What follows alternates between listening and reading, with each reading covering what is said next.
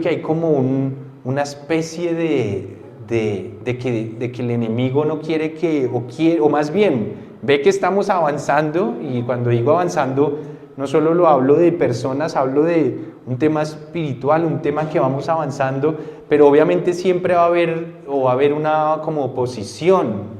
Entonces espiritualmente no vayamos, ninguno de ustedes tenga eso presente, y los que están en Zoom también, no vayamos a bajar la guardia. Porque esta carrera de la fe, la pregunta no es tanto cómo empezamos, sino cómo la finalizamos al final, valga la redundancia, de nuestros días. Muchos comienzan, ¿se acuerdan la parábola que dijo el Señor Yeshua cuando habló de los terrenos donde se tiraban las semillas? Y Él habló de 4 terrenos. Donde ¿cuántos de esos 4 terrenos al final dieron fruto? ¿Cuál terreno? ¿Cuántos de esos 4? ¿Quién recuerda la parábola donde el sembrador iba lanzando semilla y una semilla cayó en un terreno árido, la otra en un terreno pedregoso, la otra en una donde la raíz no entró mucho y la otra en una que sí era fértil ese terreno? ¿Cuántos de esos terrenos dieron fruto? 1 nomás, de 4.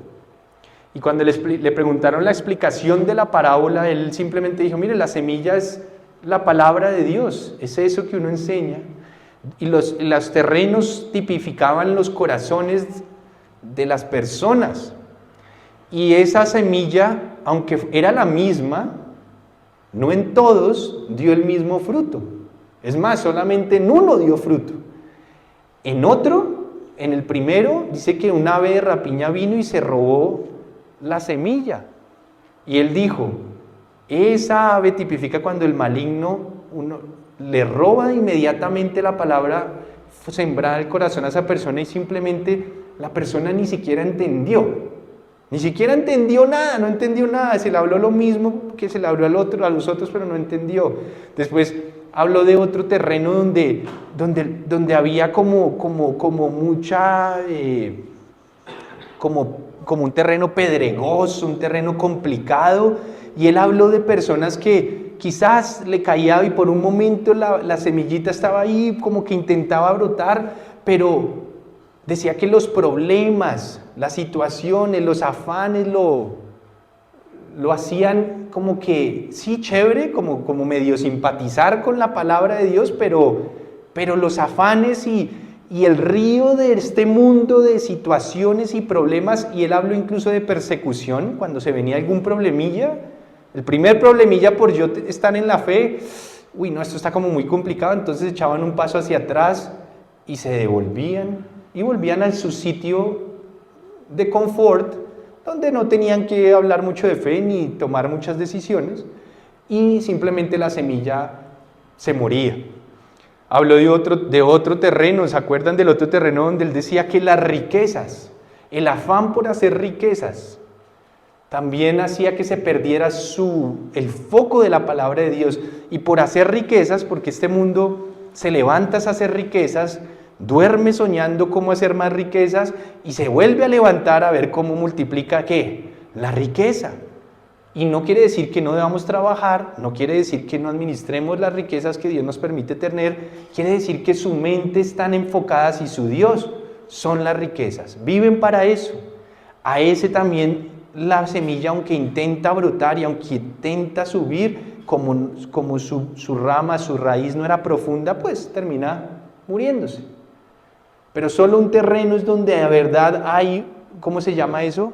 Hay un fruto, donde de verdad empieza a dar fruto y después da mucho fruto y da más fruto y no para de dar fruto, pero a mí lo que me impresiona es que solo 1 de 4 empieza a dar fruto. Si habláramos porcentualmente sería más o menos que un 25% de quien le cae la semilla probablemente de pronto pudiera dar fruto si hablamos de porcentaje.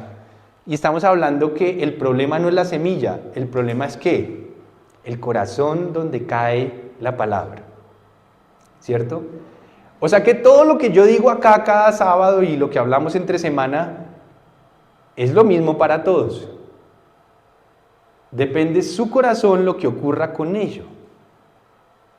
Y si usted no lo cree, y si usted todavía vive para Dios supuestamente, pero tiene otras prioridades mayores, si usted todavía no lo toma en serio, si usted todavía no lo pasa su vida, y esto es una guerra. Yo no sé si usted ha dimensionado que seguir al Mesías y meterse con Dios es una guerra. Y cada vez que usted empieza a meterse con Dios, ¿qué va a haber en una guerra? Oposición. Y lo que estoy tratando de decirles es que en este tiempo he sentido en mi espíritu oposición hacia todos, tratando de que no avancemos. Es más, tratando de que usted eche para atrás, como que, yo empecé, pero, esto está como complejo y de repente vienen tiempos más complejos. Claro, porque estamos entrando en guerra.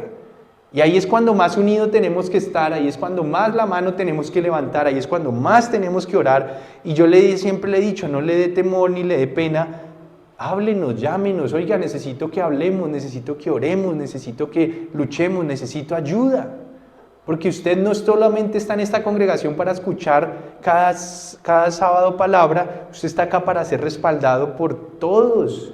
Y ustedes nos respalden a nosotros y todos andemos como un rebaño. Entonces, tenga presente lo que le estoy diciendo, porque espiritualmente en esta época he sentido como más, ¿cómo lo digo? Que todos podemos estar siendo atacados de una u otra manera en las áreas que quizás somos débiles. Entonces, tengamos cuidado y no bajemos la guardia. Aproveche los tiempos de oración que tenemos. A veces creemos que es como un fixture ya de colegio, ¿no? El horario. No, eso no es un horario simplemente. Eso es un llamado a la congregación a que luchemos juntos. En oración, las noches de los lunes, en oración a las madrugadas. Muchos decimos, qué pereza pararnos, pero es que la guerra requiere de esfuerzo. Mire si quiere en YouTube testimonios de brujos y de gente que anda en el mundo oscuro, y se va a dar cuenta que son mucho más disciplinados espiritualmente hablándolo para servirle al enemigo que nosotros. Ellos les toca levantarse quién sabe a qué hora, a hacer cosas espirituales, a tratar de enviar y hacer sus fechorías. Están constantemente al servicio del enemigo de una manera más, llamémosla así, más constantes, más profesionales. ¿Cómo? ¿Cómo dicen por allá? Más disciplinados, de verdad, más disciplinados, más profesionales en su llamado hacia el enemigo. Y yo no estoy diciendo ni estoy ignorando que todos tenemos muchas actividades, porque me incluyo, todavía tengo varias actividades adicionales, pero haga el esfuerzo, propóngaselo, porque es que hay una barrera en la mente que nos dice es como, no soy capaz, es muy temprano, o es muy tarde. No. Cuando usted lo pone como prioridad y disciplina, y usted lo convierte en una disciplina para Dios, usted se empieza a fortalecer. Los miércoles también, cuando nos sentamos a estudiar un libro, si usted puede, vuelvo y lo repito, desde que esté en su alcance, no dude en ser disciplinado, porque ahí están pasando cosas. Una de las tácticas del enemigo para tratar de persuadir que todo se dañe es que nos dividamos. ¿Qué significa diablo? ¿De dónde viene la palabra diablo? ¿De qué? Divisor. ¿Y qué dijo Yeshua una vez? Que un reino dividido no iba a ¿qué? A triunfar, a prevalecer. Entonces, ¿qué es lo que hace, digamos, con una familia? Si él quiere tirarse o dañar una familia, ¿qué va a intentar hacer? Dividir. Que sus esposos se dividan, que sus hijos hayan división con sus padres. ¿Qué va a intentar hacer una nación o el pueblo de Dios? Pues que se dividan. Si hay división no podemos andar, no podemos avanzar. Entonces no nos dejemos ni dividir, ni desanimar por los tiempos difíciles que puedan avecinarse, porque pueden venir tiempos que hemos orado una y otra vez y no ocurre cosas que hemos pedido. Eso no nos puede desanimar. El Señor dijo que teníamos que estar como una viuda insistente buscando que el juez le haga justicia. Mi pregunta es, cuando él decía que era una viuda insistente buscando que el juez le haga justicia, piensa en una viuda. Una viuda no tiene más respaldo, no tiene esposo, no tiene un varón que la respalde. Una viuda no tiene otra cosa que ¿qué? Y lo único que la esperanza que tiene la viuda es que le haga ¿qué? Que el juez le haga justicia. Nosotros deberíamos ser como viuda. Lo que pasa es que como tenemos quizás a veces cierta riqueza que nos da cierta tranquilidad, entonces decimos, pues no tengo tanta necesidad de ir a golpear la puerta del Señor tantas veces. Y después nos preguntamos, ¿y por qué el Señor permitió una enfermedad, por ejemplo? ¿Qué pasa cuando viene una enfermedad? ¿Cuál es nuestra primera reacción? Ahí sí vamos a tocar la puerta del reino constantemente. ¿Y qué si el Señor a veces lo puede hacer para que usted no se aleje tanto? Puede ser. Él puede usar incluso algo así para despertarnos. ¿Qué si llega un tiempo de un accidente grave? ¿Qué si alguien llega a estar en una situación de vida o muerte? ¿Qué si llega una persecución? Porque cuando vienen esos tiempos es cuando ahí sí más nos arrodillamos, más buscamos, más tocamos la puerta del Padre. Cuando las cosas empiezan a ir como bien y cuando no somos tan maduros, empezamos a disminuir nuestra búsqueda. Ya no somos tan instintos, ya no somos como viudas. La viuda no tiene otra cosa. Es más, una viuda desamparada no tiene más que depender de lo que Dios le provee a través del pueblo de Dios. O sea, tiene que rogar, tiene que buscar, tiene que... Esa búsqueda insaciable no la podemos perder. ¿Se acuerdan también Apocalipsis cuando dice que le dice a los creyentes el Señor que vuelvan a su primer amor? ¿Se acuerdan? Porque es que uno cuando va caminando en el Señor como que el amor, y el primer amor no es decir, ¡ay, qué amor siento por ti! Ese no es el primer amor. El primer amor es que Dios vuelva a ser el primer lugar en el trono de su vida. Ese es el primer amor. Vuelvan al primer amor, vuelvan a ponerme a mí en el primer lugar. Uno al principio cuando ama al Señor se mueve, hace, va, lee, se levanta, de repente empieza a bajar la guardia cuando las cosas... No dejemos que las presiones de la vida nos ahoguen esa búsqueda. No dejemos que el desánimo, no dejemos que espiritualmente los pensamientos, todo lo que empieza a haber una batalla espiritual, nos empieza a ganar. Para eso nos tiene usted a nosotros, para pedir ayuda, para levantar la mano. Usted no está solo. Acá hay personas. Mi mamá es una que está muy ahí presente. Usted llame a mi mamá y esa corre también. Y buscan y necesitan. Entonces, hay personas. Llame a mi esposa, llámeme a mí, llame a los que usted ve que han estado ahí por mucho tiempo, porque algo hemos aprendido de la constancia. Pero levante la mano. No sufra y no luche solo, porque una oveja no lucha sola, por eso somos un redil.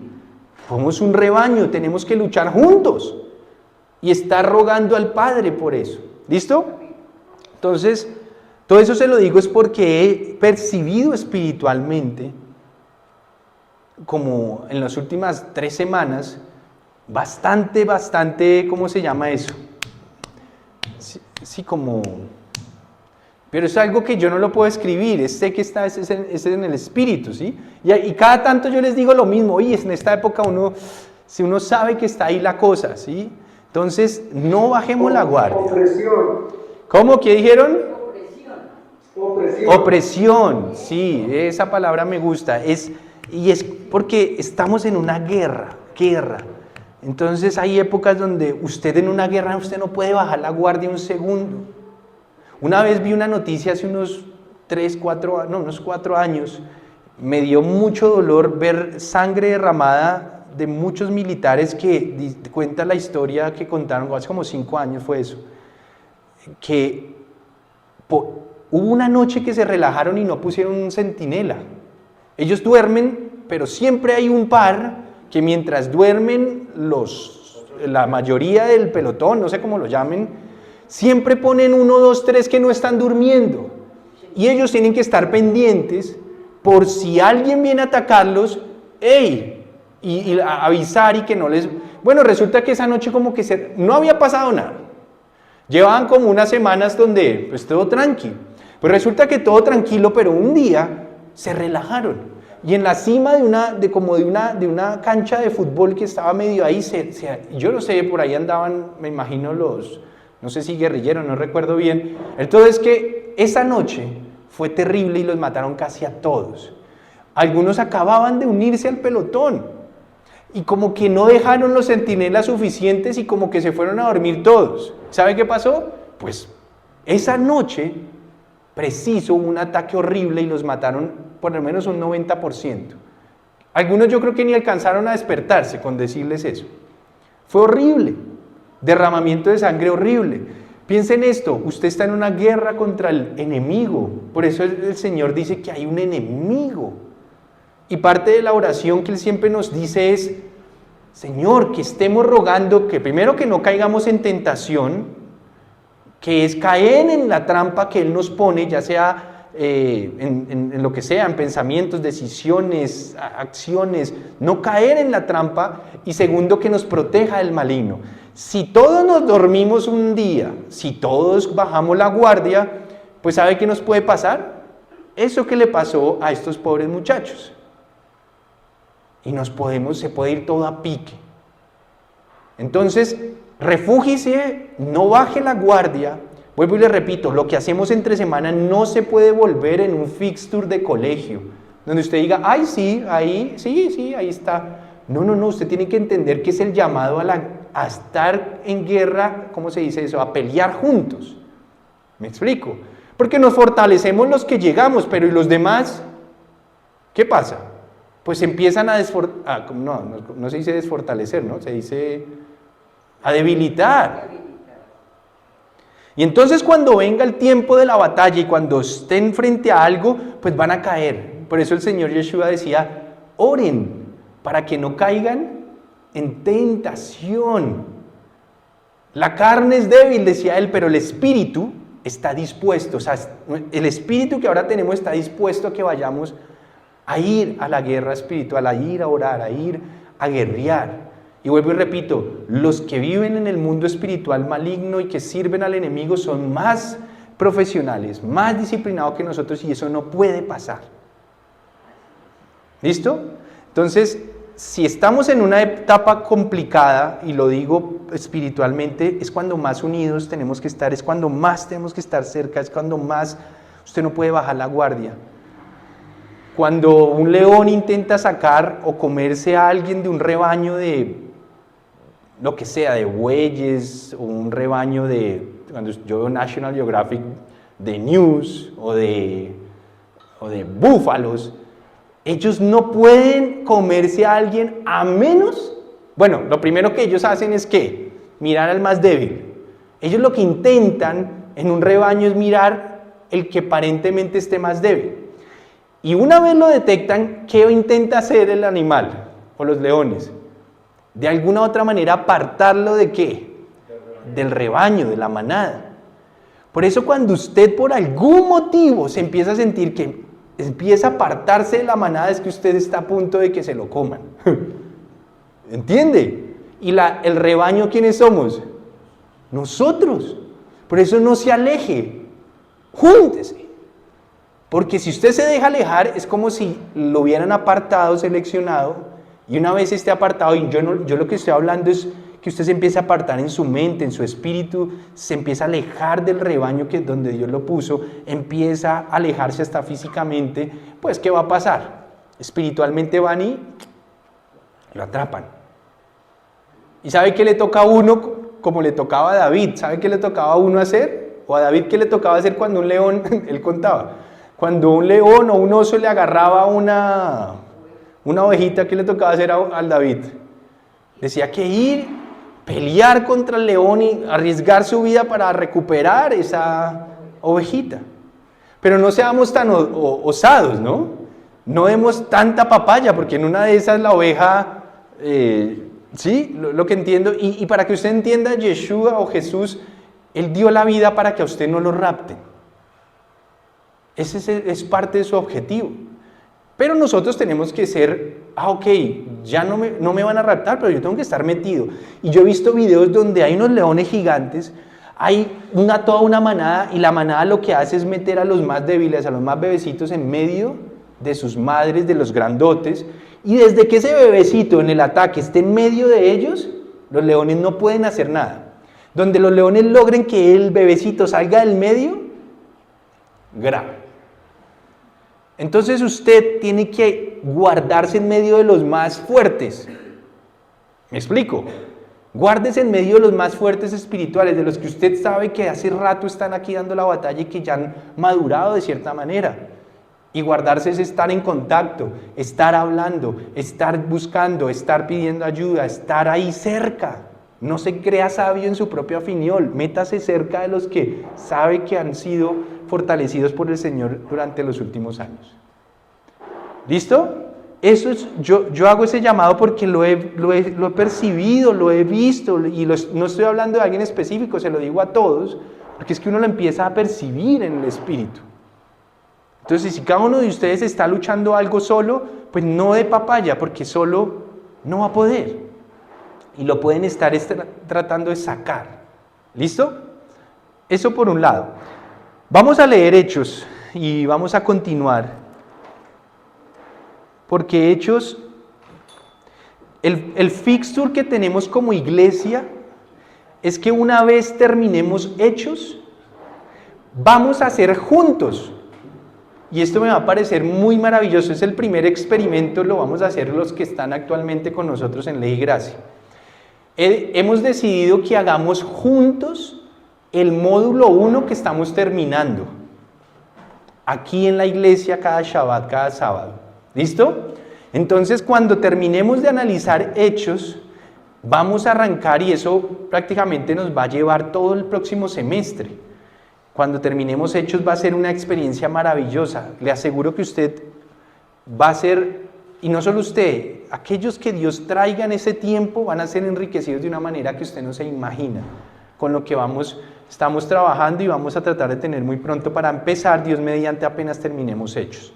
Entonces, prepárese, no baje la guardia, no se vaya a perder lo que se viene el próximo semestre, que prácticamente ya está por comenzar ahorita en julio, y tratemos de terminar bien Hechos, porque a la final Dios nos ha ido enriqueciendo y hablando también ahí.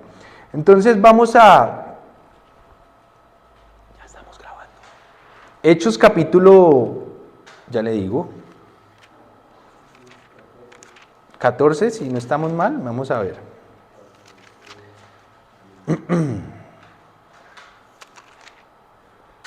Vamos a ir a Hechos, no, capítulo 13 al versículo 26. Ah, no, ya, permíteme un segundo.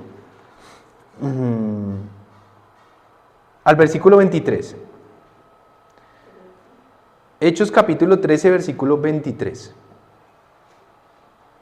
Estamos hablando en ese momento de ese libro, nos está diciendo, el relato nos está contando que el apóstol Pablo se levantó en Antioquía de Pisidia, en un Shabbat, en la sinagoga, a hablarles a los que allí habitaban.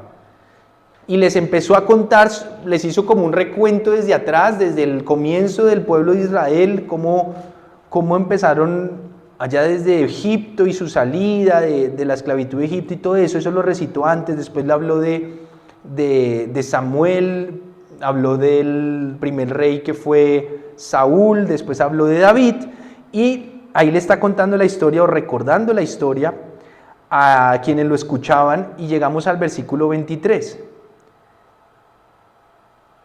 Le hago una pregunta antes de leer el 23. ¿Cuándo fue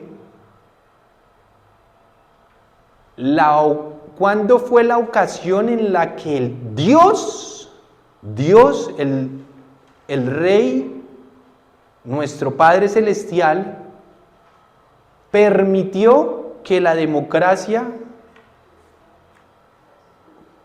fuera hecha o valiera en el pueblo de Israel? Vuelvo y repito la pregunta. Si usted recuerda toda esta historia de Israel, ¿cuándo fue el día en que Él permitió que la democracia se hiciera o se llevara a cabo para la toma de decisión de un gobernante? ¿Cuándo ocurrió? ¿Qué es democracia? Que el pueblo elige, ¿cierto? Eso es lo que todos defendemos, la democracia. Yo no soy muy amante de la democracia. Yo creo en la teocracia.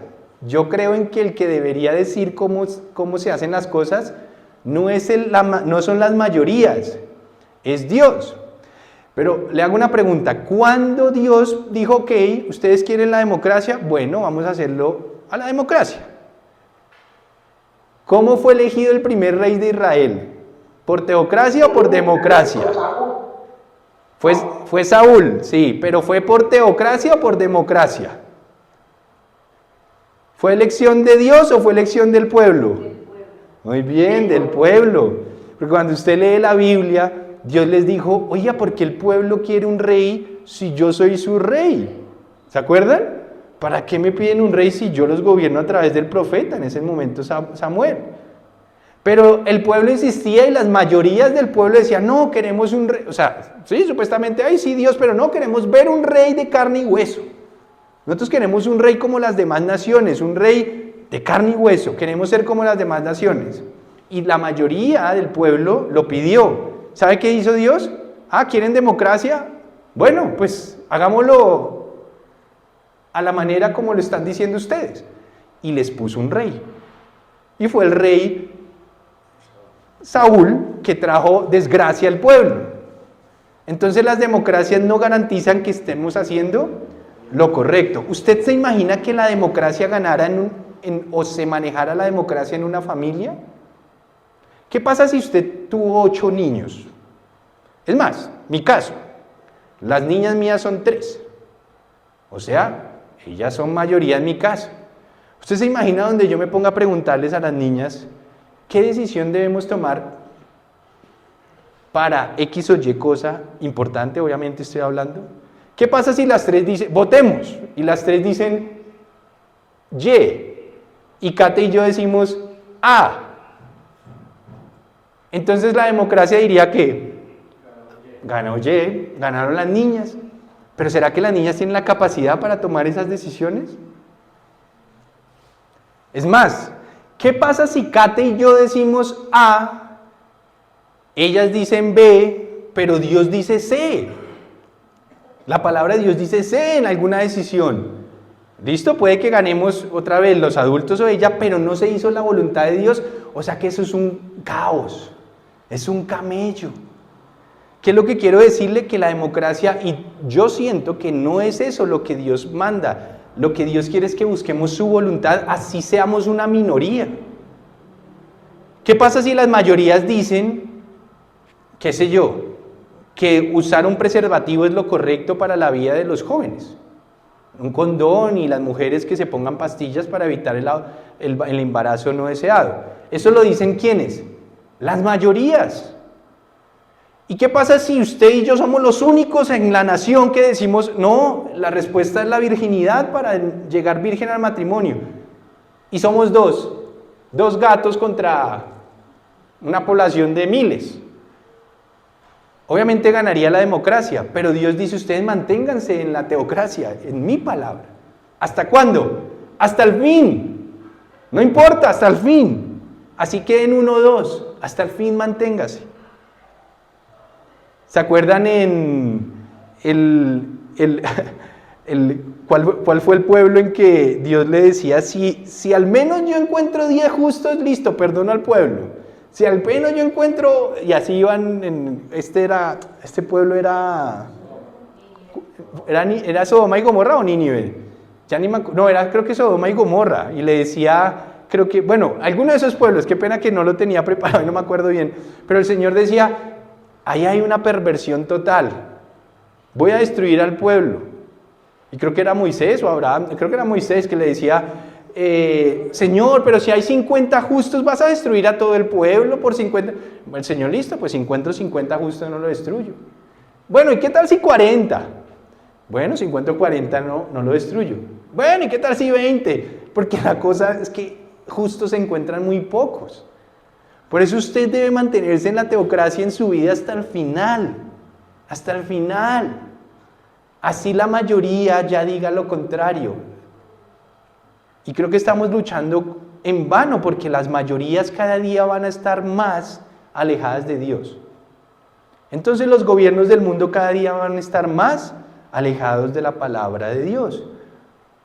Y entonces no es la democracia. ¿Qué pasa si llegara un rey o a esta nación alguien que quisiera hacer la voluntad de Dios y ganara? ¿Cuánto dura máximo en este país? 4 años. Y hasta ahí llegó. ¿Qué pasa si dijéramos, no, que siga gobernando? No, no, no. O sea que la democracia no sirve. No sirve porque la idea es que dure el gobierno tanto como se pueda, pero un gobierno justo. Obviamente no va a ocurrir. Va a ocurrir solo cuando el Mesías venga a gobernar. Pero mientras tanto van a haber muchas falencias. Entonces, era solo un detalle porque al rey David, ¿quién lo eligió? ¿El pueblo? ¿Fue teocracia o democracia el rey David? ¿Quién? Diga. Fue teocracia. David sí fue teocracia. ¿Cierto que David sí fue teocracia? Dios dijo, yo voy a poner a este personaje, yo he examinado el corazón. ¿O no? El otro fue forzado por el pueblo. ¿Cierto que sí? La muerte del Mesías, en términos humanos, ¿fue democracia o teocracia? En términos humanos, fue democracia. Sí, yo digo en términos humanos porque en términos de Dios fue teocracia. Sabía que Dios entregó a su hijo, no fue el pueblo el que dijo mátenlo. O sea, en términos humanos, el pueblo decidió, pero por detrás realmente estaba la teocracia de Dios decidiendo, ¿no? Entonces, lo que quiero decirle es, usted manténgase en la teocracia en su casa, que lo gobierne a usted su casa, Dios su casa, sus pensamientos. No deje que sus pensamientos sean gobernados por la democracia, o sea, por lo que las mayorías dicen. No dejen que sus pensamientos, porque la mayoría de nuestros amigos que no conocen la palabra de Dios pueden decirnos cosas totalmente fuera de raíz. Es más, gente que incluso se dice llamar creyente y que creen, puede estarnos aconsejando una cosa totalmente fuera de la palabra de Dios. Por eso acá nuestra intención es que usted la conozca y la lea y la interprete y usted la analice y tenga la capacidad de decir, Dios lo dice. ¿Bien? Ahora sí, Hechos 13, 23. Continuando con lo que Pablo está hablando, Pablo sigue diciendo, de los descendientes de este, es decir, de David, conforme a la promesa, Dios ha provisto a Israel un Salvador, que es Jesús. Antes de la venida de Jesús, Juan el Bautista predicó un bautismo de arrepentimiento a todo el pueblo de Israel. Cuando estaba completando su carrera, Juan decía, ¿quién suponen ustedes que soy? No soy aquel, dijo. Miren, después de mí viene uno a quien no soy digno ni siquiera de desatarle las sandalias. Él estaba citando a Juan el Bautista cuando él les dijo que después de él, de Juan el Bautista, vendría uno al que él no era digno ni siquiera de desatarle las sandalias, hablando del Mesías, de Jesús, de Yeshua. Hermanos, versículo 26, siguió Pablo diciendo, descendientes de Abraham y ustedes, los gentiles temerosos de Dios, a nosotros se nos ha enviado este mensaje de salvación. Los habitantes de Jerusalén y sus gobernantes no reconocieron al Mesías, a Jesús. Por tanto, al condenarlo, cumplieron las palabras de los profetas que se leen todos los Shabbats o los días de reposo. Aunque no encontraron ninguna causa digna de muerte, le pidieron a Pilato que lo mandara a ejecutar. Después de llevar a cabo todas las cosas que estaban escritas acerca de él, lo bajaron del madero y lo sepultaron. Pero Dios lo levantó de entre los muertos. Durante muchos días lo vieron los que habían subido con él de Galilea a Jerusalén, y ellos son ahora sus testigos ante el pueblo. Nosotros les anunciamos a ustedes las buenas nuevas respecto a la promesa hecha a nuestros antepasados. Dios nos la ha cumplido plenamente a nosotros, los descendientes de ellos, al resucitar a Jesús, como está escrito en el 2 Salmo. Tú eres mi hijo, hoy mismo te he engendrado. Dios lo resucitó para que no volviera jamás a la corrupción. Así se cumplieron estas palabras: yo les daré las bendiciones santas y seguras prometidas a David.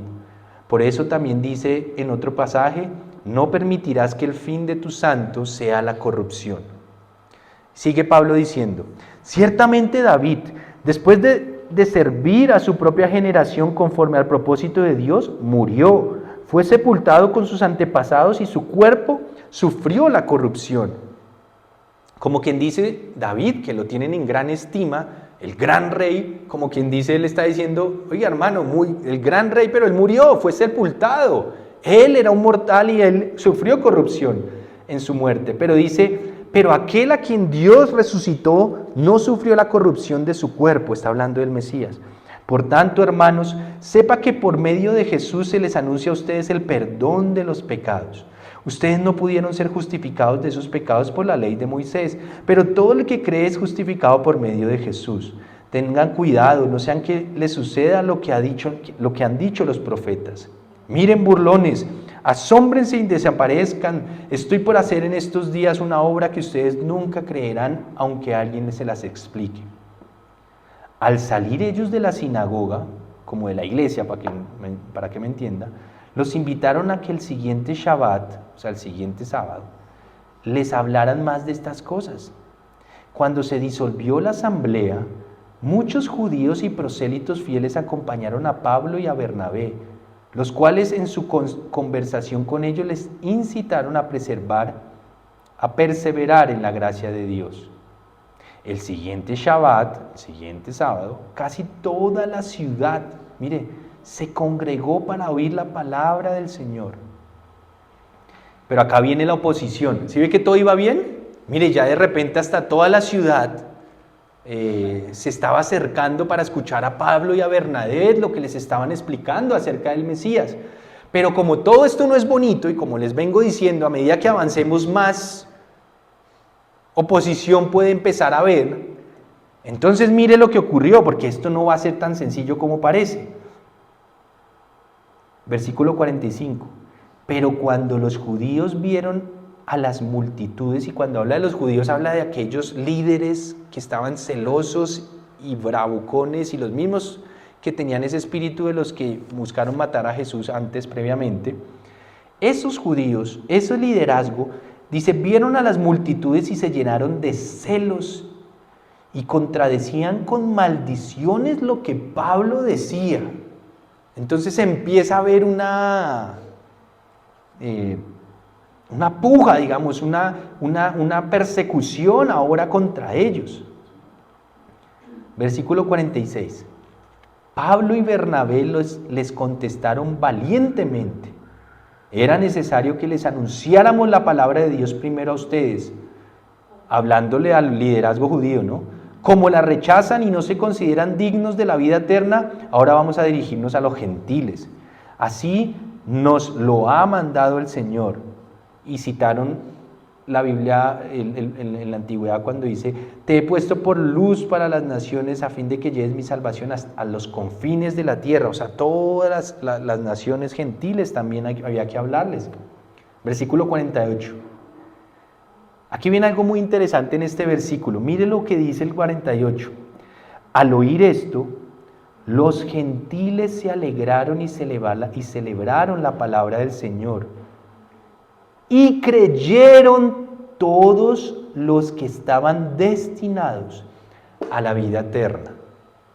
Pregunta: ¿todos los que escucharon a Pablo y a Bernabé se convirtieron al Señor? ¿Sí o no?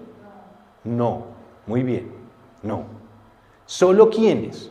Ahí dice. Ahí dice. Solo creyeron todos los que estaban, ¿qué? Destinados a la vida eterna. O sea que Dios tiene predestinados, esto tiene un poco de misterioso y lo hemos hablado acá, a quienes ya van a conocerle y a tener la vida eterna. Esto parece un poco loco, ¿no? Porque usted cree a veces, y recuerde, uno cree que uno es el que lo elige a él, ¿no? Uno cree que es el que se acerca. Es más, uno cree que es uno el que lo acepta. Pero acá dice que de antemano empezaron a creer los que ya estaban destinados para que le creyesen. Por eso es que ninguno de nosotros puede jactarse de decir, yo fui capaz de doblar mi voluntad ante Dios, yo lo entendí, yo lo supe y yo ahora lo sigo porque yo soy fiel más que muchos. Eso es mentira. Ya volvemos ahí, haciendo un stop ahí. Mire lo que dice el libro de Romanos, si usted va más adelantico en la Biblia. Romanos capítulo 8. Es para que nos bajemos del bus pensando que nosotros somos muy santos y hemos sido muy decididos para con Dios. Obviamente que nosotros debemos tener esa convicción y seguirlo, pero quiero que usted entienda que en Romanos 8:29, por ejemplo, dice algo muy interesante sobre este mismo tema.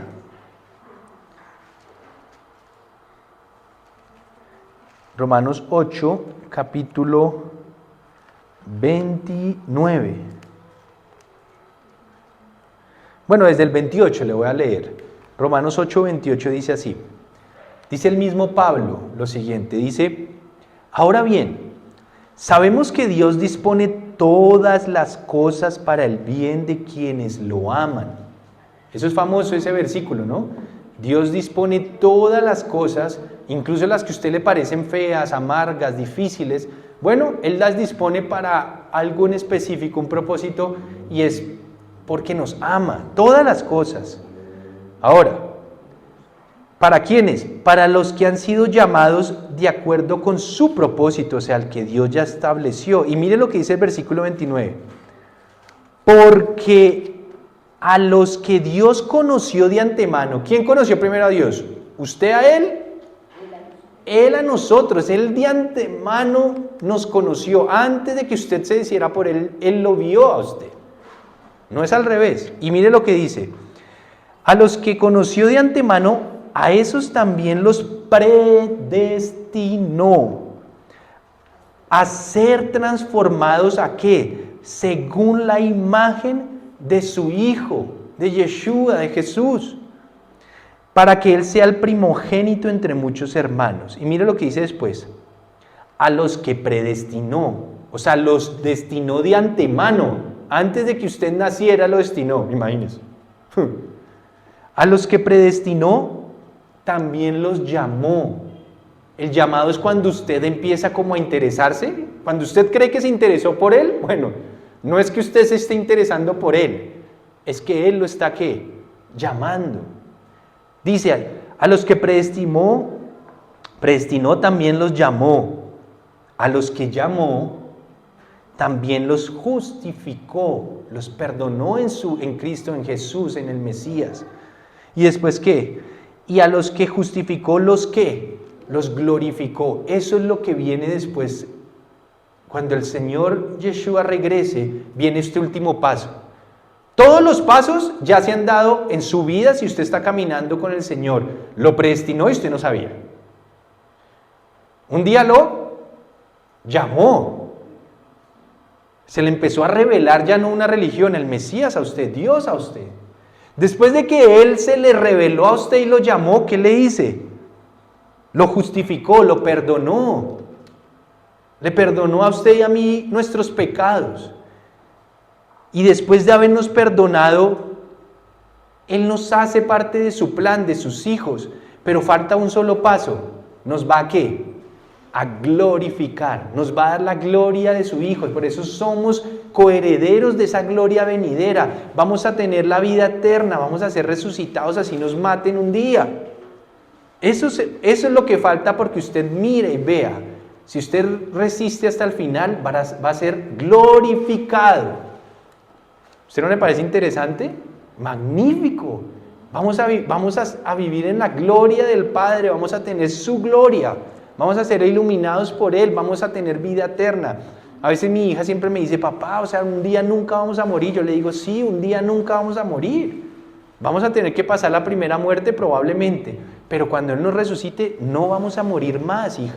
Me dice, pero eso es como wow. Yo le digo, sí, esa es la gloria que Dios ha puesto en nosotros y nos ha prometido.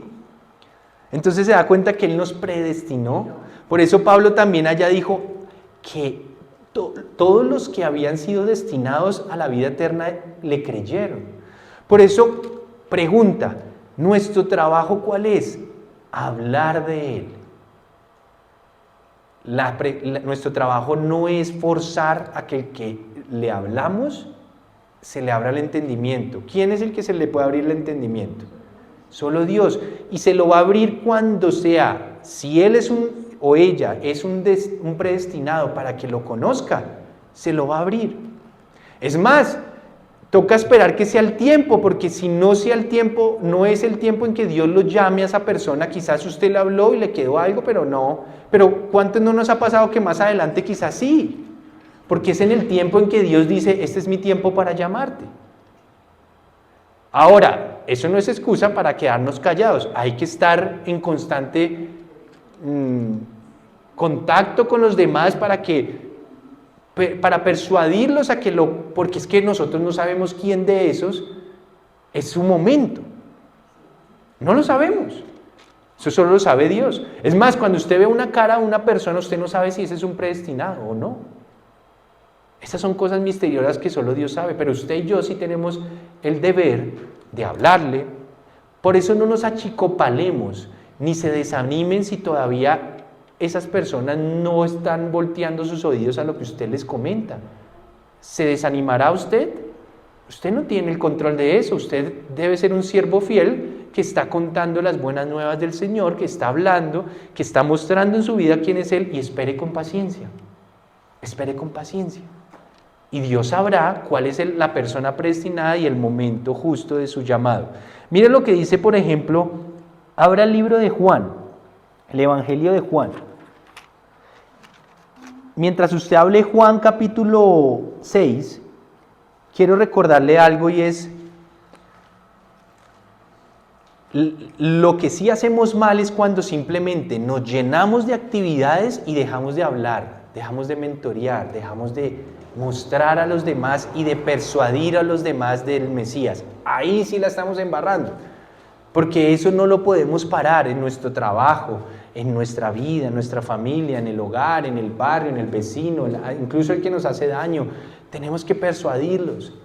Un día puede que Dios use esa persuasión, se dice, para abrir el entendimiento de alguien. Perdón, ¿qué les dije? Juan 6, el versículo 44 debe haber, porque yo lo anoté acá, que nos recuerda algo parecido. Vea lo que dijo Yeshua una vez, que tiene que ver con esto. Dice, versículo 44 del capítulo 6 de Juan. Nadie, dijo el Mesías, nadie puede venir a mí si no lo atrae el Padre que me envió, y yo lo resucitaré en el día final. Nuevamente el Señor recordándonos, ustedes no es que me hayan elegido, ustedes no es que se estén ahora comportando y diciendo, o habiendo tomado la decisión de darse cuenta quién soy yo. Yeshua dice, a mí vienen los que el Padre de cierta manera está diciendo predestinado para que vengan a mí. Si el Padre no los atrae a mí, nadie puede llegar a mí. Y Él no estaba hablando de algo físico, de llegarle a tocarlo. Él estaba hablando de que llegaran al entendimiento y a la revelación de quién es Él. Nadie puede entender su revelación a menos de que el Padre previamente lo haya predestinado o atraído. Por eso es que ahí es que uno le da muchas gracias a Dios, y es cuando uno se enamora de Él, porque uno se da cuenta que Él nos amó primero a nosotros, antes de que nosotros pudiéramos referir alguna palabra de gratitud y amor hacia Él. Ahí es cuando uno dice, wow, Él me amó desde antes de que yo lo amase. Él me perdonó incluso, Él me vio en el vientre de mi madre y me estaba predestinando para un día llamarme. Y a veces uno dice, uy, me llamó muy viejito, ¿por qué no me llamó cuando yo era más jovencito? No, eso es un misterio. Simplemente lo importante es que lo llamó. Y lo importante es que lo está justificando, lo ha perdonado. ¿Y qué si lo llaman en el lecho de muerte? ¿No puede ocurrir? ¿A cuántos puede llamar en el lecho de muerte? Por Dios, que uno dice, wow, en el último momento. ¿Se acuerda el ladrón en la cruz también? Que él en el lecho de muerte, que ese fue su lecho de muerte, morir al lado del Mesías, y con ese corazón humilde diciéndole al otro ladrón, oiga, ¿usted cómo se le ocurre acusarlo a él? Lo que nos están haciendo a nosotros lo merecemos, hemos sido unos cafres totales, unos ladrones, pero este no ha hecho nada. Y Señor, voltea, acuérdate de mí cuando vengas en tu reino. ¿No fue ese el llamado de Dios en su lecho de muerte? Y el Señor le dice, tranquilo, hermano. Usted, tranquilo. No le extendió. Es más, ese hombre fue un predestinado y lo llamó en el último momento de su vida terrenal. A ese con seguridad lo vamos a conocer en el día de la resurrección. Y quizás él anduvo mal mucho tiempo. Pero acuérdense que el tema es la misericordia de Dios. Por eso cuando yo oro por ustedes, oro por mí, oro por mis hijas, oro por esta congregación, yo lo único que le digo a Dios, o una de las cosas que más le pido en oración es, ten misericordia de nosotros, porque es que la misericordia es lo que hace que Él nos llame, más bien que muestre que nos ha predestinado, nos llame, nos justifique, y nos va a dar gloria, nos va a glorificar. Mire este último versículo sobre ese mismo tema. Juan, el mismo Juan, pero capítulo 15.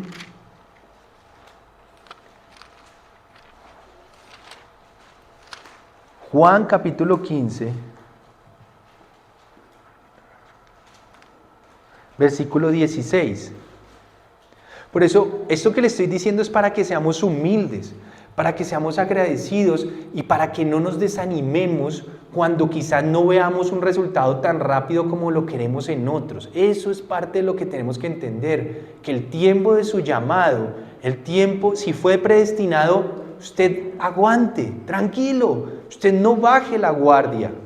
Mire lo que dijo también el Mesías en el capítulo 15 de Juan, en el versículo 16. No, dice él, no me escogieron ustedes a mí, ustedes no me escogieron a mí. ¿Qué dijo él? Sino que yo los escogí a ustedes y los he comisionado. Eso es como decir, les he dado autoridad para que vayan y den fruto.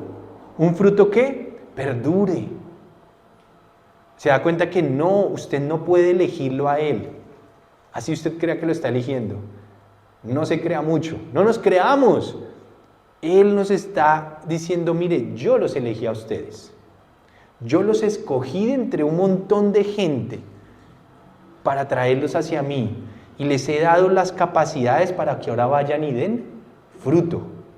Entonces no somos nosotros.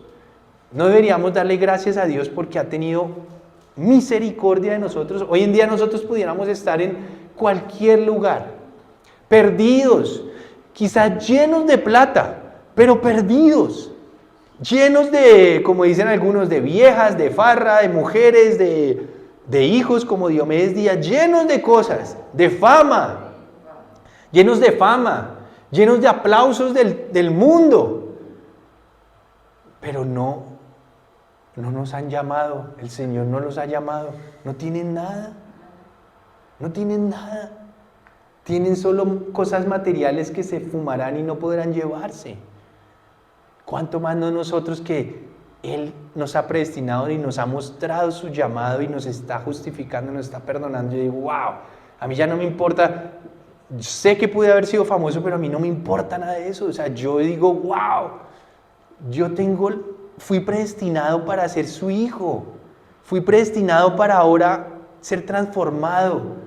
Así la democracia diga, o más bien las multitudes digan lo que quieran, yo ya sé quién es mi Dios y mi Rey, y Él me hizo su hijo. Entonces, no podemos desanimarnos. Si uno escucha, mire, si usted toda la vida está mostrando a Dios, hablando a Dios, y si en toda su vida, uno nomás, fue llamado a través de usted, hermano, ese uno valió la sangre del Mesías. O sea, no se estrese. Ahora, no estoy diciendo que no hable, que no demuestre, que no esté persuadiendo, hágalo. Pero en Dios está el transformar a la persona, el llamarlo. Usted es solo un instrumento. Ahora, si Dios lo usó para llamar a miles, va a recibir la misma recompensa que el que hizo la voluntad y recibió a uno. Usted no se estrese, lo importante es estar haciendo, lo importante es no perder el foco, que ese es el problema. Cuando los afanes de la vida me tuercen el foco y ya se me olvida, como que se me olvido que debo estar viviendo en esa verdad. Como que los afanes, como que el estrés, como que incluso el dinero e incluso la tranquilidad, porque cuando vienen tiempos de tranquilidad como que yo me desenfoco, como que siento que todo está marchando, como que siento que es todo y me desenfoco y pierdo y se me olvida que mi rol es simplemente recordar que hay gente, en toda esa gente donde usted puede influir, puede haber alguien predestinado, ¿sabía? Pueden haber varios predestinados. ¿Y qué tal que esos predestinados no hayan escuchado la voz de Dios porque usted está callado? Porque usted no le da pena, porque usted no invita ni a nadie a que escuche, porque usted no muestra de pronto un videíto, oiga, escuche esto. Porque usted no muestra en su vida, no está ahí. Pero para el traguito, en la época del traguito, sí invitábamos a Raimundo, es más, le gastábamos la pola. La primera yo la invito, ahí sí éramos agentes de llevarlos hacia otro mundo. A mí me acuerdo que en una época decían, camine y van para el burdel que yo le gasto. O sea, siempre para el pecado sí la primera, ¿cierto? Es más, generalmente el que te vende droga la primera no te la cobra. Ellos son más vivos que nosotros, en el términos de Dios. ¿O no? Pero nosotros sí callados, no hablamos, no están saliendo las cosas como yo quiero y me desamino. No, me empiezo a desanimar. No. Entonces, volvamos a Hechos para ir terminando el tema bien interesante. Hechos estamos en Hechos 13:49. Hice ese stop porque fue muy interesante como él se refirió y cuando dijo que creyeron todos los que estaban destinados a la vida eterna. O sea que hubo varios que no creyeron y escucharon lo mismo en esos días. Versículo 49 del capítulo 13 de Hechos dice así: Entonces la palabra del Señor se difundía por toda la región, pero los judíos, o sea los líderes, incitaron a las mujeres muy distinguidas y favorables al judaísmo y a los hombres más prominentes de la ciudad y provocaron una persecución contra Pablo y Bernabé. ¿Sí ve? Cuando usted está andando, viene persecución. No se desanime. Por tanto, los expulsaron de la región. Al pobre Pablo y Bernabé los sacaron a patadas. Ellos por su parte se sacudieron el polvo de los pies en señal de protesta contra esa ciudad y se fueron a otra llamada Iconio. Y los discípulos quedaron llenos de alegría y del Espíritu Santo. Entonces ahora se fueron para Iconio, estamos en el capítulo 14, dice así: En Iconio, Pablo y Bernabé entraron como de costumbre en la sinagoga judía, es decir, en la iglesia, en los lugares donde ellos se reunían, en los lugares, y hablaron de tal manera que creyó una multitud de judíos y de griegos. Pero los judíos incrédulos incitaron a los gentiles y les amargaron el ánimo contra los hermanos. ¿Y ves? Siempre va a haber oposición, siempre va a haber gente que no, siempre va a haber gente que va a tratar es de amargar el rato, desanimar, echar para atrás, que usted se desanime, que usted se aleje. Ese es el espíritu de Satanás, tratando de dividir, poner murmuración, hacerlo ver lo que no debe ver, pensar lo que no debe pensar y tratar de que usted se ponga en contra de los siervos de Dios, porque a la final era ponerlos en contra de Pablo y Bernabé. Si ellos lograban que se pusieran en contra de ellos, ganaban. Y después dice, en todo caso, versículo 3, Pablo y Bernabé pasaron allí bastante tiempo hablando valientemente en el nombre del Señor, quien confirmaba el mensaje de su gracia haciendo señales y prodigios por medio de ellos. La gente de la ciudad estaba dividida, ¿sí ven? Unos estaban de parte de los judíos y otros de parte de los apóstoles. Hubo un complot tanto de los gentiles como de los judíos apoyados por sus dirigentes para maltratarlos y apedrearlos. Miren, ya querían ya matarlos prácticamente. Al darse cuenta de esto, los apóstoles huyeron a Listra y Derbe, ciudades de Licaonia y a sus alrededores, donde siguieron anunciando las buenas nuevas. Y es que Dios permitía esta persecución para que ellos se fueran a otro pueblo a seguir hablando. O sea que todo este tema hasta incluso Dios lo usaba para bien. Ahora llegaron a otros dos lugares, Listra y Derbe. Mire lo que pasó allá. En Listra, esto fue muy tremendo, vivía un hombre lisiado de nacimiento. Mire, nunca había caminado, nunca. Que no podía mover las piernas y nunca había caminado. Estaba sentado escuchando a Pablo, quien al reparar en él y ver que tenía fe para ser sanado, le ordenó en voz fuerte: ponte en pie y enderézate. Tremendo, ¿no? El hombre dio un salto y empezó a caminar. Al ver que lo que Pablo había hecho, la gente comenzó a gritar en el idioma de Licaonia: los dioses han tomado forma humana y han venido a visitarnos. A Bernabé lo llamaban Zeus y a Pablo Hermes, porque era el que dirigía la palabra. El sacerdote de Zeus, el dios cuyo pueblo estaba a las afueras de la ciudad, llevó toros y guirnaldas a las puertas y con toda la multitud quería ofrecerles sacrificios. O sea, empezaron a verlos a ellos. ¡Wow! Tremendo Pablo, tremendo Bernabé. Hicieron que este lisiado de nacimiento caminara. ¿Cuál es la naturaleza del hombre cuando ve que alguien hace algo wow? Es empezar a ¿qué? A adorarlo, admirarlo, creer que Él es un Dios. Ese es uno de los errores más graves, ¿no? Al enterarse de esto, Bernabé y Pablo se rasgaron las vestiduras y se lanzaron por entre la multitud gritando. Yo no me imagino a estos dos gritándoles: señores, ¿por qué hacen esto? Nosotros también somos hombres mortales como ustedes. Las buenas nuevas que les anunciamos es que dejen estas cosas sin valor y se vuelvan al Dios viviente que hizo el cielo, la tierra, el mar y todo lo que hay en ellos.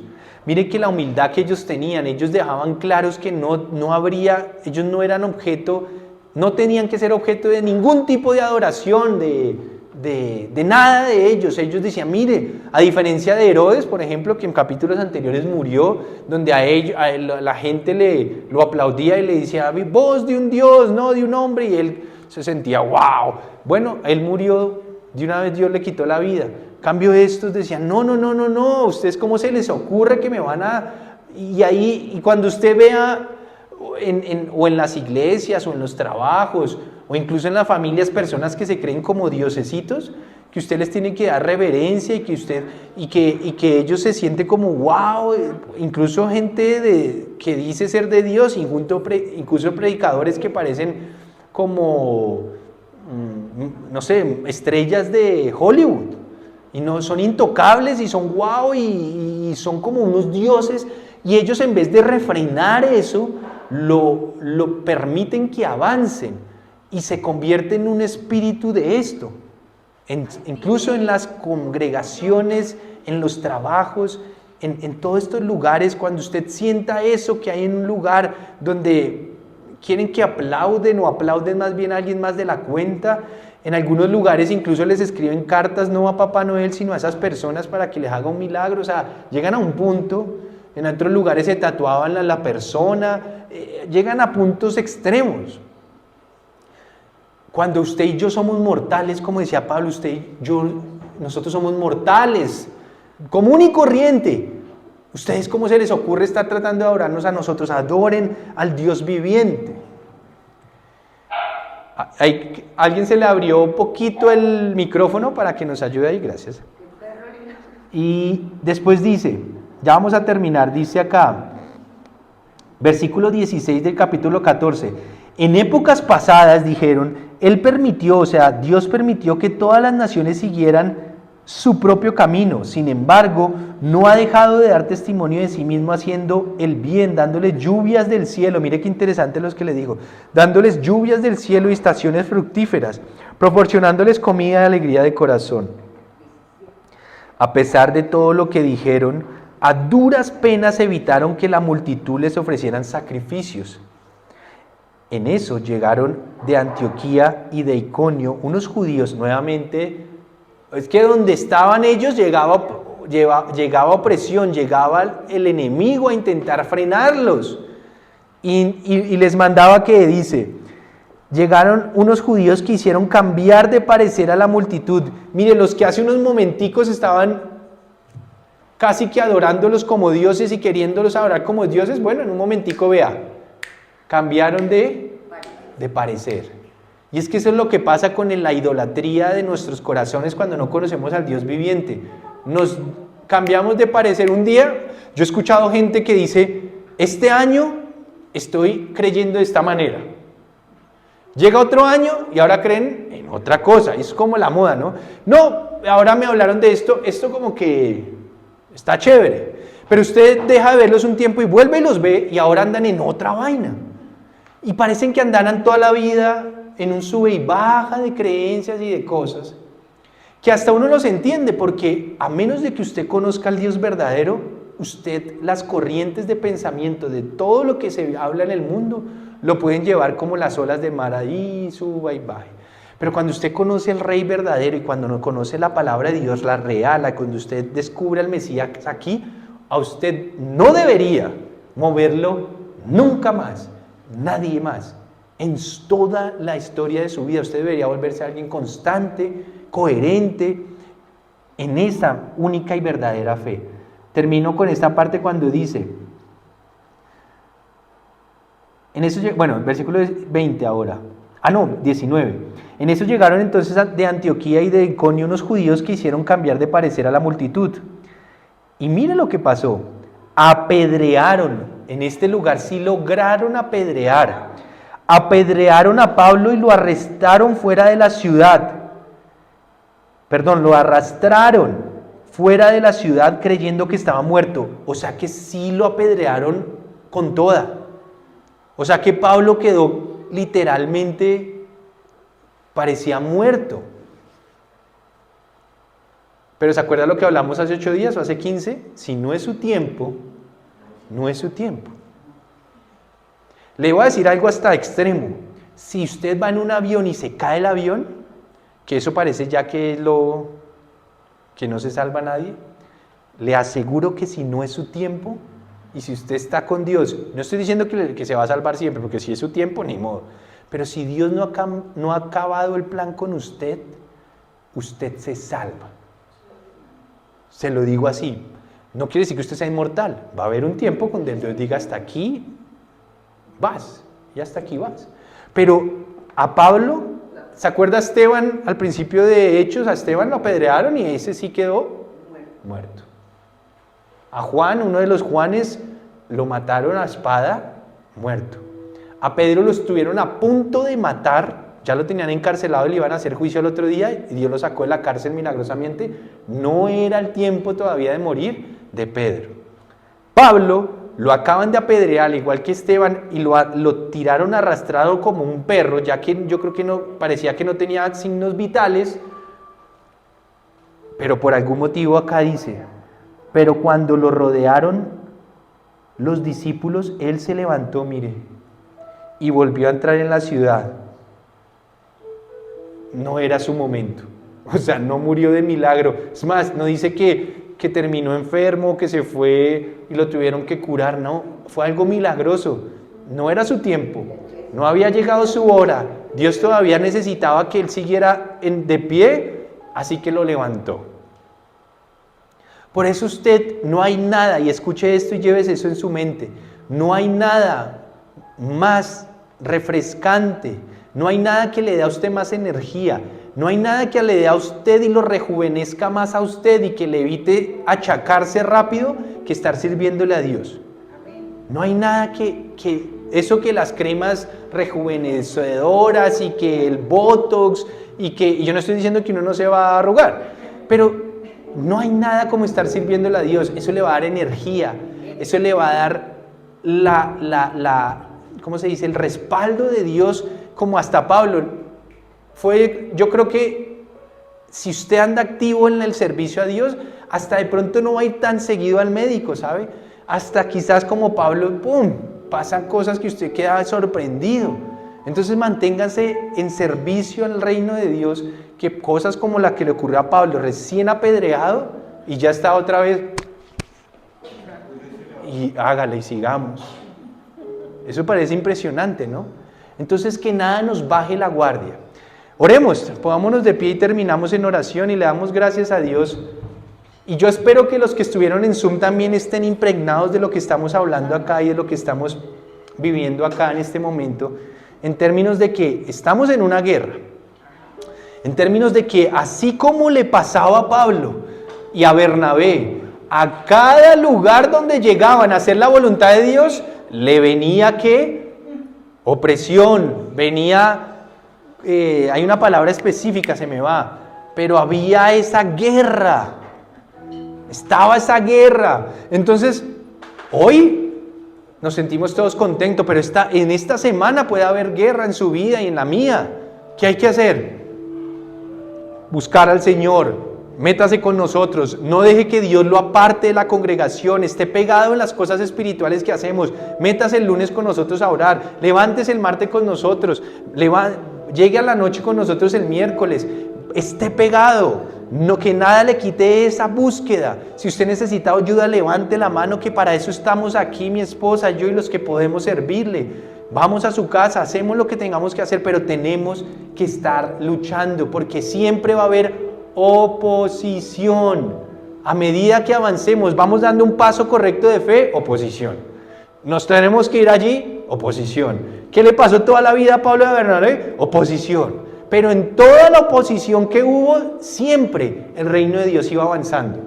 Entonces, no deje que Satanás nos divida, no dejen que haya algo que penetre en su corazón o que penetre en su vida y lo desanime y lo lance como una ovejita aparte del rebaño, porque entonces ahí es cuando los leones se lo pueden a usted tragar y se lo tragan entero. No permita eso, al contrario, métase en medio del rebaño y diga: necesito ayuda, necesito que me protejan los más viejos del rebaño, ¿o no? Y esos son los que meten ahí el lomo y los leones quedan como: ¿y cómo hacemos? Ahí es cuando usted está protegido, pero no luche solo. Padre, gracias por esta tarde que pudimos compartir juntos en este lugar. Gracias porque los ejemplos que estamos leyendo en Hechos, lo que le pasaba a Pablo y a Bernabé, estaba mostrando o está mostrando realmente lo que hoy, sin darme cuenta, quise decir desde el comienzo, que hay una oposición constante, pero eso demuestra también que vamos bien, Señor, porque si no hubiera oposición, creo que no estuviéramos haciéndole daño a ningún reino de las tinieblas, no estuviera avanzando tu reino. Pero cuando hay oposición, cuando más se levantan, es porque tu reino lo estamos llevando hacia adelante. Quizás estamos haciendo un poquito las cosas bien y eso merece de oposición seguramente, pero nos alegramos en esos sufrimientos, Padre, porque eso demuestra que estamos ahí, que estamos en la lucha, que estamos escuchando tu voz, que tú eres el que está dirigiéndonos. Por eso, gracias. Bendito Dios, gracias, y bendigo a cada uno de los que está aquí presentes, bendigo a cada uno de los que nos están escuchando, para que el desánimo se vaya, para que los pensamientos incorrectos no los tomen sus mentes, para que los espíritus que quizás los estén atacando no tomen el control de sus áreas, para que al revés, juntos nos levantemos a luchar, a pelear, a guerrear. Que el que necesite ayuda levante la mano, el que necesite hablar, hablemos, el que necesite orar, oremos, el que necesite luchar constantemente en la palabra, el que necesite una palabra de vida, escuche lo que pasa y lo que hablamos y sea libre. Y Señor, no quiero terminar sin antes decir gracias por habernos predestinado para amarnos, predestinarnos para convertirnos en tus hijos, predestinarnos para ser justificados y para que en el futuro seamos glorificados de una manera que ni nos imaginamos que se va a vivir y a sentir. Gracias porque tú nos amaste desde antes de que nosotros te amáramos, porque tú nos viste y nos conociste incluso desde el vientre de nuestra madre, porque tú pensaste en nosotros antes y a su debido tiempo, y usando 1000 de estrategias para llamarnos, lo conseguiste. Conseguiste nuestra atención, conseguiste nuestro corazón, y por eso estamos aquí, Señor.